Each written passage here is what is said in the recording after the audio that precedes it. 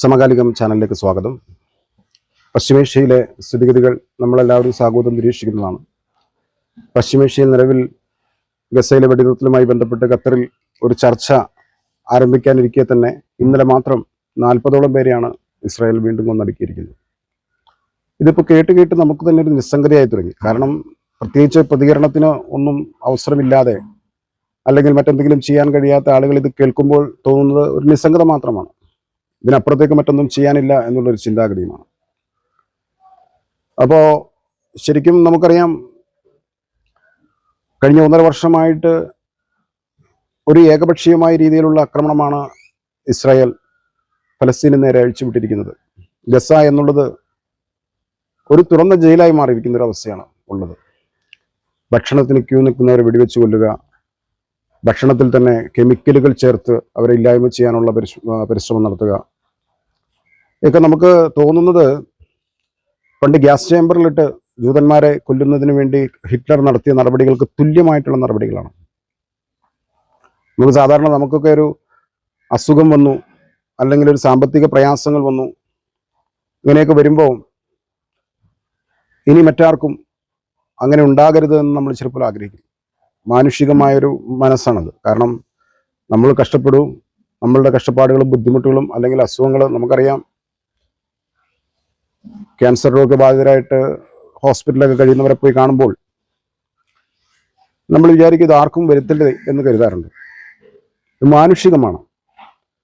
അത്തരത്തിലുള്ള മാനുഷികമായ ചിന്താഗതികൾ പോലും ഇല്ലാത്തവരാണ് സയനിസ്റ്റുകൾ. കാരണം 1936 മുതൽ 1943 വരെയുള്ള കാലഘട്ടത്തിൽ ഹിറ്റ്ലറുടെ ജർമ്മനിയിലും ഹിറ്റ്ലർ പിടിച്ചിറക്കിയ നാടുകളിലുമൊക്കെ വളരെ ക്രൂരമായ അടിച്ചമർത്തലുകളും ഒരു വംശഹത്യയും ഒക്കെ നേരിട്ട ഒരു വിഭാഗം അതേ രീതിയിലുള്ള കാര്യങ്ങൾ മറ്റൊരു വിഭാഗത്തോട് ചെയ്യുമ്പോൾ സത്യത്തിൽ നമുക്ക് തോന്നുന്നത് അന്ന് ഇവർ അനുഭവിക്കേണ്ടിയിരുന്നതായിരുന്നോ ഇത് എന്ന് വരെ തെറ്റിദ്ധരിക്കുന്നു. ഞാനതിനെ ജനോസൈഡിനെ കുറച്ച് കാണിക്കുകയല്ല. പക്ഷെ അവരുടെ ഒരു രീതി, ഈ ഭക്ഷണത്തിൽ കെമിക്കലുകളൊക്കെ ചേർത്ത് കൊടുക്കുക എന്നൊക്കെ പറയുന്നത് ഏറ്റവും നീചമായ ഒരു സംഭവമായിട്ടാണ് കണക്കാക്കുന്നത്. അപ്പോൾ ഇത് നമുക്കറിയാം, പല രാജ്യങ്ങളും ഇപ്പോൾ ഇതിനെതിരെ പ്രതികരിക്കുന്നു, അല്ലെങ്കിൽ പല രാജ്യങ്ങളും അവിടുത്തെ ജനങ്ങളെല്ലാം തന്നെയും ഇതിനെതിരെ പ്രതികരിക്കുന്ന ഒരു സാഹചര്യം നിലവിലുണ്ട്.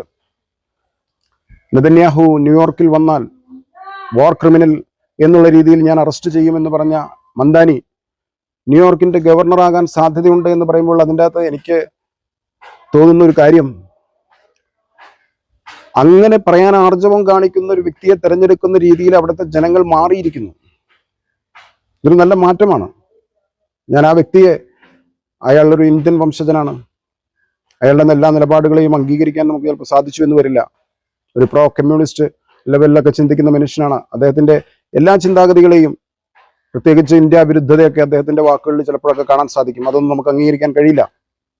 പക്ഷേ അദ്ദേഹം ഈ പറഞ്ഞ വിഷയം, ഒരു വാർ ക്രിമിനൽ എന്ന നിലയിൽ നെതന്യാഹു ന്യൂയോർക്കിൽ വന്നു കഴിഞ്ഞാൽ അറസ്റ്റ് ചെയ്യുമെന്ന് പറയാൻ കാണിച്ച ആർജവവും, ആ ആർജവത്തെ കണ്ടുകൊണ്ട് അദ്ദേഹത്തിന് വോട്ട് ചെയ്യുകയും അദ്ദേഹത്തെ മേയർ സ്ഥാനത്തേക്ക് തെരഞ്ഞെടുക്കാൻ തയ്യാറാവുകയും ചെയ്ത ന്യൂയോർക്കിലെ ജനത ലോക ജനതകൾക്കിടയിൽ ഒരു മാറ്റത്തിന് നാന്ദി കുറിക്കുന്നു എന്നുള്ള സൂചനയാണ് നൽകുന്നത്.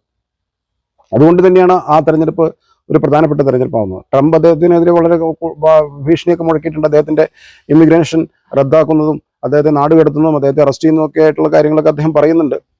ട്രംപ് പറയുന്ന കാര്യങ്ങളെ സംബന്ധിച്ചൊന്നും ട്രംപിന് തന്നെ ചിലപ്പോൾ ഒരു വ്യക്തത വരുത്താൻ കഴിയുന്നില്ല. അദ്ദേഹത്തിന്റെ ചുറ്റുപാട് നിൽക്കുന്നവർക്ക് പോലും ഊഹമില്ല അദ്ദേഹം എന്താ പറയുന്നത്, എന്താണ് പ്രവർത്തിക്കാൻ പോകുന്നതെന്നൊക്കെ. അപ്പൊ ഈ ഒരു സാഹചര്യത്തിൽ ഇസ്രായേലിന്റെ മുഴുവൻ നരമേധങ്ങളെയും അല്ലെങ്കിൽ ഇസ്രായേലിന്റെ മുഴുവൻ നടപടികളെയും ഇസ്രായേലിന്റെ സ്വയം പ്രതിരോധം എന്ന് പറഞ്ഞുകൊണ്ട് സപ്പോർട്ട് ചെയ്തിരുന്ന യൂറോപ്യൻ കൺട്രീസും അമേരിക്ക അടക്കമുള്ള രാജ്യങ്ങളും ഒക്കെ ഇപ്പോൾ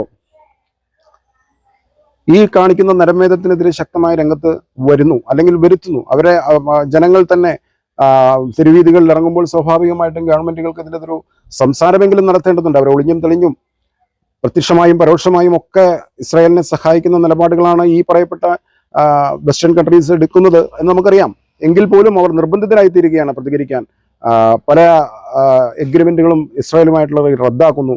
അതുപോലെ തന്നെ സൈനിക കരാറുകൾ റദ്ദാക്കുന്നു, സാമ്പത്തിക കരാറുകൾ റദ്ദാക്കുന്നു.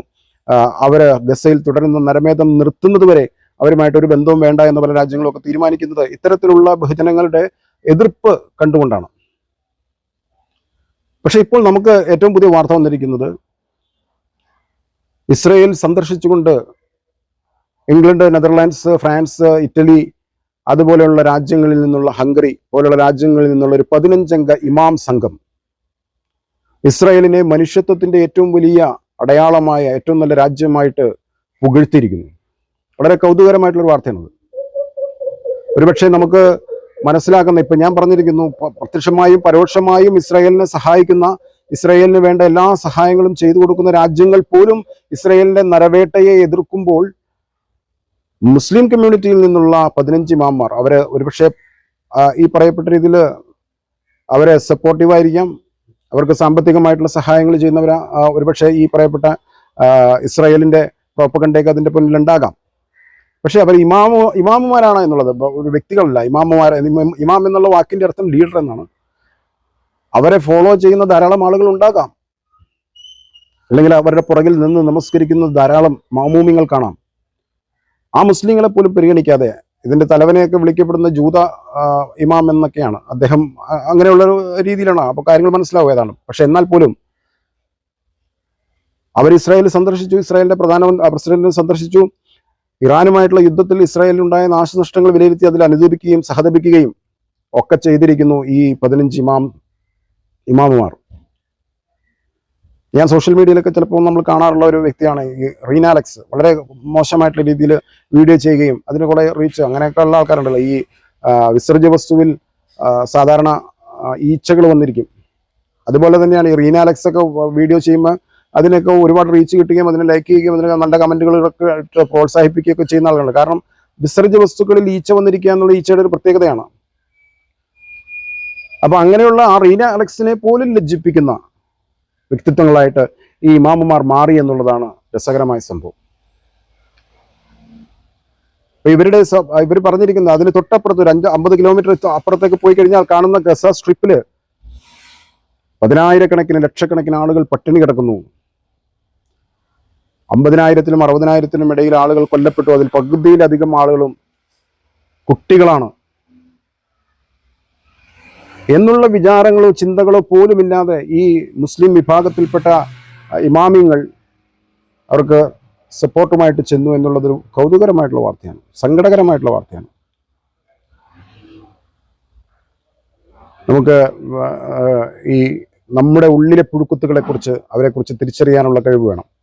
പുറത്തു നിന്നുള്ള ശത്രുക്കളെക്കാൾ കൂടുതൽ ഉള്ളിലുള്ള ശത്രുക്കളെ കരുതിയിരിക്കണം. കാരണം കൂടുതൽ ഇമ്പാക്റ്റ് ഉണ്ടാക്കാൻ സാധിക്കുന്നത് അവർക്കാണ്. മുന്നമാർ നമ്മുടെ ചുറ്റും മാത്രമല്ല നമ്മുടെ ഉള്ളിലുമുണ്ട്. ഒരു ഫിലിം ക്യാരക്ടറാണ് എമ്പുരാൻ എന്ന സിനിമയിൽ സ്വന്തം അസ്തിത്വത്തെ മറച്ചു വെച്ചുകൊണ്ട് അഭിനയിച്ച് ഒരു പ്രത്യേക സാഹചര്യം അല്ലെങ്കിൽ ഒരു അനുകൂല സാഹചര്യം വരുമ്പോൾ അയാളുടെ മുഴുവൻ വിഷവും പുറത്തേക്ക് ചാടിക്കുന്ന വ്യക്തികളെയാണ് ഇപ്പം നമുക്ക് മുന്നമാർ എന്ന് വിശേഷിപ്പിക്കാം. അങ്ങനെയുള്ള മുന്നമാർ പുറത്തല്ല, നമുക്ക് അകത്തുമുണ്ട്. അവരിൽപ്പെട്ടവരാണിവർ. അപ്പം അതുകൊണ്ട് ഇത്തരത്തിലുള്ള ആളുകളെ കരുതിയിരിക്കേണ്ടത് വളരെ ആവശ്യമാണ്. കാരണം ഇവര് നമുക്ക് ചെയ്യുന്ന ദ്രോഹം കനത്തതാണ്. പല രാജ്യങ്ങളും ഇറാനുമായിട്ടുള്ള യുദ്ധത്തിൽ ഇറാനെ എതിർക്കുന്ന രാജ്യങ്ങൾ ഒരുപക്ഷെ ഇറാനെ അനുകൂലിക്കാനോ അല്ലെങ്കിൽ ഇറാന് വേണ്ടിയിട്ട് സഹായങ്ങൾ ചെയ്യാനൊന്നും തയ്യാറായിട്ട് വരില്ല. കാരണം സുന്നി ഷിയ വിഷയങ്ങളൊക്കെ ധാരാളം ഉണ്ട്. പക്ഷേ ഫലസ്തീൻ എന്നുള്ളതൊരു സുന്നി പ്രദേശമാണ്. ആ ഫലസ്തീനിലെ ജനങ്ങൾക്ക് വർഷങ്ങളായിട്ട്, ഇതിലിപ്പോൾ 1.5 വർഷത്തിന്റെ പഴക്കം മാത്രമല്ല, കുറേ കാലങ്ങളായിട്ടുള്ള പ്രശ്നങ്ങളായിരുന്നല്ലോ. അപ്പം അവരെ അടിച്ചമർത്തുന്നതിന് വേണ്ടിയും അവരെ കൊന്നൊടുക്കുന്നതിന് വേണ്ടിയുമുള്ള ഈ മോഡേൺ ജിനോസൈഡിന് സപ്പോർട്ട് ചെയ്യുന്നവർ ആരായിരുന്നാലും ഒരു സ്വന്തം മനസാക്ഷിയോടൊന്ന് ചോദിക്കുക. മുസ്ലിം വിരോധമെല്ലാം മാറ്റിവെച്ചിട്ട് ചോദിക്കുക, ഇതൊരു ന്യായമായ സംഗതിയാണോ എന്ന്. അപ്പം അതിൽ പെട്ടവർ എന്ന രീതിയിൽ നമുക്ക് പറയാവുന്ന ആളുകളാണ് ഇപ്പോൾ ഈ 15 ഇമാമികൾ. ഇവരെ ഫോളോ ചെയ്യുന്നവരും ഇവരുടെ പുറകിൽ നിന്ന് നമസ്കരിക്കുന്നവരുമൊക്കെ പ്രത്യേകം ശ്രദ്ധിക്കേണ്ടതാണ്. കാരണം ഇത്തരത്തിലുള്ള ആളുകൾ നമ്മുടെ ഉള്ളിലും ധാരാളമുണ്ട് എന്നാണ് ഈ സമയത്ത് എനിക്ക് സൂചിപ്പിക്കാനുള്ളത്. അപ്പോൾ ഇത്തരത്തിൽ വളരെ മോശമായ രീതിയിൽ പ്രവർത്തിക്കുന്ന, വളരെ നികൃഷ്ടമായ രീതിയിൽ പ്രവർത്തിക്കുന്ന ഒരു രാജ്യത്തെ പരസ്യമായി സപ്പോർട്ട് ചെയ്യുന്നതിന് വേണ്ടിയിട്ട് മുന്നോട്ട് വന്നിരിക്കുന്ന ആ ഇമാമിയങ്ങൾ ആര് തന്നെയായിരുന്നാലും അവർ ചെയ്യുന്ന പ്രവൃത്തി സമൂഹത്തിന് മൊത്തത്തിലുള്ള ദ്രോഹമാണ് എന്നുള്ള കാര്യത്തിൽ ഒരു സംശയവും വേണ്ട. നമുക്ക് ഇത്തരത്തിലുള്ള ആളുകളെ തീർച്ചയായിട്ടും പച്ച മലയാളത്തിൽ നമുക്ക് വഞ്ചകർ എന്ന് വിളിക്കാൻ കഴിയും. വഞ്ചകർ, അത്രയ്ക്കും മോശമായിട്ടുള്ള പ്രവൃത്തിയാണ്. അതുകൊണ്ട് ഇത്തരത്തിലുള്ള ആളുകളെ തിരിച്ചറിയാനുള്ള ഒരു വിവേകമെങ്കിലും നമ്മുടെ സമുദായം കാണിക്കണം എന്നുള്ളതാണ് എൻ്റെ ഒരു അഭ്യർത്ഥന. നന്ദി, നമസ്കാരം.